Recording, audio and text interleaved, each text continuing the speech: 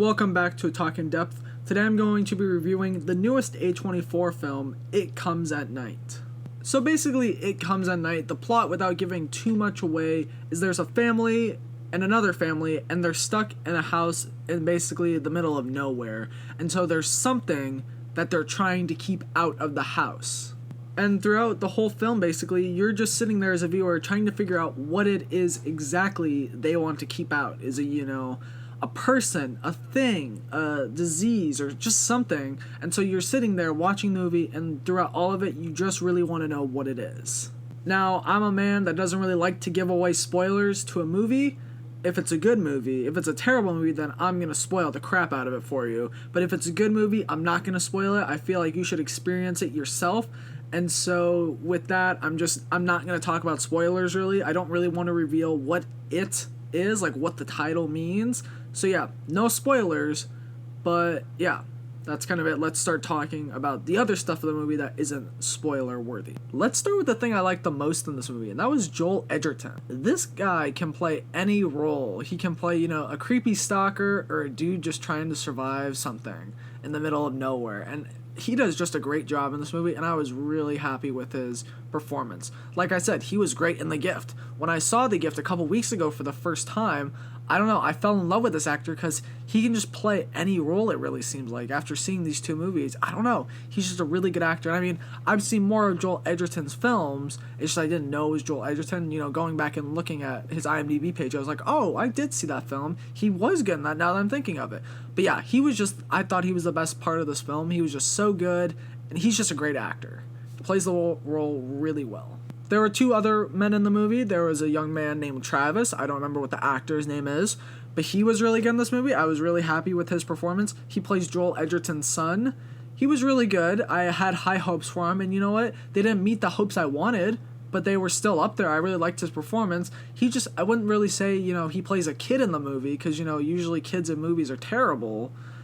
But he was good. He's 17 years old in the movie, so it seemed like he was 17 years old in real life, so he was able to pull off an adult role, but at the same time it was kind of like, oh, you are just a kid in a horror movie, so I can't really expect you to act like, your dad and, make the actual real choice that, most people would do. And there's, one scene where he hears a weird sound coming from downstairs all the way up in his room, and it's no one's awake, and he has one little lantern. He's like, I'm gonna go investigate. I was sitting in the theater with my friend. Shout out to Abby Powell, by the way. I told you I would shout you out, and I did. But yeah, I'm sitting there right next to her, and he starts walking downstairs, and I'm like, is this dude for real? That? No, you don't do that. You don't walk downstairs in the middle of the night when it's pitch black out and everyone else is asleep because you hear a weird sound. But other than that, he was great in the movie. His name was Kelvin Harrison Jr. I just looked that up. Cool name. There was also another guy in the movie, played by Christopher Abbott. I think that's how you pronounce his last name. But he played a man named Will, and basically, Will's story is he's surviving with his family as well, and so he teams up with Joel Edgerton and his family, and they basically try to survive together. I don't really want to give away too much backstory in his character, but he was really good. He was probably my second favorite in the movie, next to Joel Edgerton. But yeah, I really liked his story. He gives off a vibe that's like, oh, can I trust this guy or can I not trust this guy? Because, as certain things happen in the movie, stories get revealed and the truth comes out or something like that, you realize, oh, what is this guy's deal? Can we trust him? But yeah, I really liked his performance as the character Will. He was really good. I'd say the weakest character of the film was probably either the wife of Joel Edgerton or the wife of Christopher Abbott. I don't know. They didn't have the strongest presence in the movie. I mean, they're there, and they have lines, and, they have an importance, but, they're not the biggest of players. I don't know. Their characters just didn't, sit with me. I wasn't like, oh, yeah, she was the best character in the movie. Nah, they both were the weakest links, I thought. They were okay. Not my most favorite, though. One of the things the film did really well, and I've noticed this on a lot of A24 films, because I love A24, they're great, they do great horror films, I think, because, we have the worst horror films coming out today. Yeah, we totally need a sequel to Ring, no, but I don't know, I've seen a couple of the A24 films that are horror, and I've just really enjoyed all of them, and I think what they do the best is the cinematography. I don't know, to me, it's really beautiful cinematography, and the way just the camera focuses on things. In this one, it feels like during scenes when, it's supposed to be really tense, they're long takes, just to show how, brutal it's supposed to be, the way they're living. And I don't know, the outside, the forest, which they focus on a lot, was just really beautiful, the way they captured it. And that's something that I think A24 can do really well, is like get good cinematographers. And It Comes at Night, they did it great. I think my biggest issue with the film, I have a couple and I'll talk about this one quickly, is that you don't get answers, really. There are a bunch of questions that the movie leaves you with and you don't get the answers to them. And I'm not going to spoil what those are. You'll know exactly what questions I'm talking about. It's not like, oh, well, I have no idea. You need to specify. No, you'll know exactly what questions I'm talking about if you see the movie. It's just they don't really leave you with, like, the conclusion.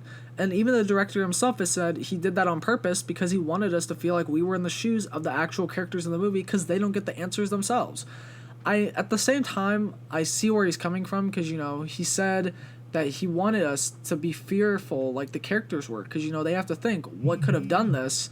But at the same time, I want the answers. I want to know, hey, this happened, and I want to be scared knowing that it happened, but at the same time, I could be scared knowing, like, what could have happened. I don't know. I'm mixed on it.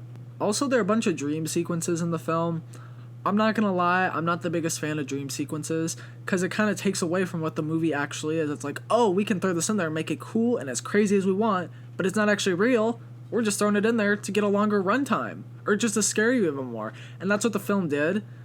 And a lot of the scenes in the trailer, and I'll talk about the trailers in a second, a lot of the scenes from the trailer are the dream sequences. And I don't know, it was disappointing to me. Sorry, but that is a bit of a spoiler. Oops. I'm not going to delete that because I think this recording's really good. But yeah, a lot of dream sequences, and I wasn't down for... I mean, they were cool, but when you realize they're dream sequences, you're like, oh, okay, I guess. Because the movie's not a long movie. It's only like 93 minutes, and there are like 4 to 5 dream sequences in the movie. So that's, a good 15 minutes of the movie. That's just fake. I also noticed something during the dream sequences, and it was kind of subtle, but I caught it. It's that the aspect ratio kept changing. Like, from when it was reality to when it was the dream. And credit to Chris Stuckman for his review of It Comes at Night. Because I wouldn't have thought of this until, I wouldn't have figured this out until I watched this review, but I noticed it while I was in the theater, and the aspect ratio actually changed when the kid was dreaming. And I wrote it down on my phone so I wouldn't forget. Hold on, let me pull it up for a second. The aspect ratio in reality, when the real film was actually happening, was 240, but then when the kid was dreaming, it changed to 275. And so that's shorter, it's more trimmed on the top. And I noticed that, and I was like, oh, that's a little weird, but okay. And then Chris Stuckman pointed it out, and I was like, oh, okay, I noticed that. So that was, I don't know. I wouldn't really say it's a problem. It's just, it's a little weird that they chose to do that. And my final problem with the movie was that the trailers really mismarketed it. If you watch the trailers, which I actually don't think you should for this movie, not because of the way it's marketed, but just because I really I wish I hadn't seen the trailer and went to this movie without seeing it. But they just mismarket it wrong, and I can't say why because it's a spoiler. You'll know why if you see it, or if you've seen it, but they just really mismarketed it, and it's good. The movie's great, I think. I'm on the side that loves the movie, because there are a bunch of people that hate it, but because of the marketing. But I really like this film. It's just the marketing for it was not good. Except for the posters. The posters were great. I love the posters. So if I were going to rate the film, I would give It Comes at Night an 8 out of 10. I think it's definitely, in my opinion, a really good A24 film. I know there are a lot of people that are divided on it, saying it's great, and other people saying it's bad. I actually really enjoyed it, and I think it was well worth the money, and I'll probably buy it on Blu-ray when it comes out. Go see it. Thank you guys so much for listening. If you've liked what you listened to on here and you want to listen to more, go like, comment, and subscribe. That would be really helpful, and I would really appreciate it. The links to all of my social media pages are down below in the description. Go follow those. I would really appreciate that as well. Other than that, this has been A Talk in Depth.